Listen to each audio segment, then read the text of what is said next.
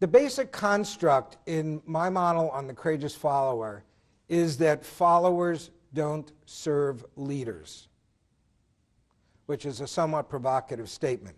Rather, followers and leaders serve a common purpose. They serve a mission, and they do it within a set of shared values.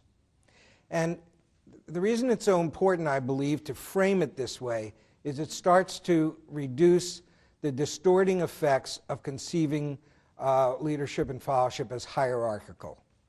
Okay, so this is the starting point. From that starting point, I developed a 5-point model.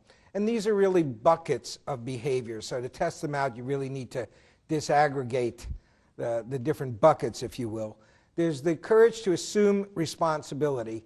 And that means once you understand the mission and your mandate, whether or not you're ever given a specific order, you take action, you take responsibility for your action or for your inaction. And the latest dissertation done on this model, interestingly enough, it was asking the question, do leaders value courageous follower behaviors? And the researcher thought they would not, actually.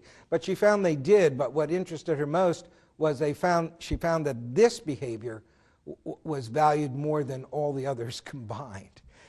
In my model, there's the courage to energetically support the leader and the group.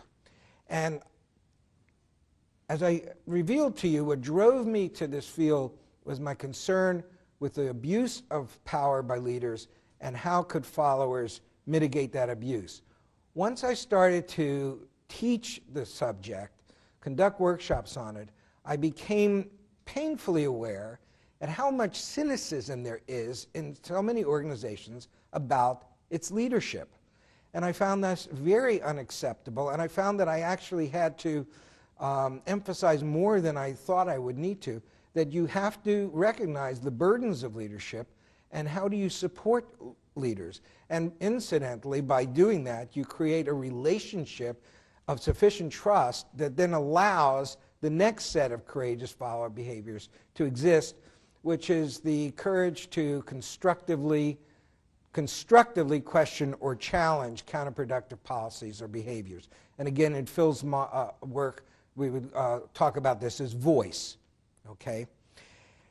The fourth element is the courage to participate in transformation. Partly that's in how do you help a leader transform, but more importantly perhaps is how do you yourself transform in the relationship. It's always easier to see what somebody else needs to do differently. It's much harder to look at ourselves, and yet that's the only thing we have control over fully, is how do we behave in the relationship. And to the degree we can change that, we can change the quality of the relationship.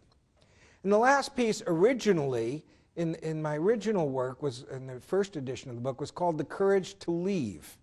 And this is where in Gene Dixon's work, he observed that the courage to leave was actually a subset of the courage to take moral action, leaving being one option. And I really liked that a lot, and therefore modified the model. And even though this is, a behavior that rarely has to be exercised, when it needs to be exercised, it's absolutely critical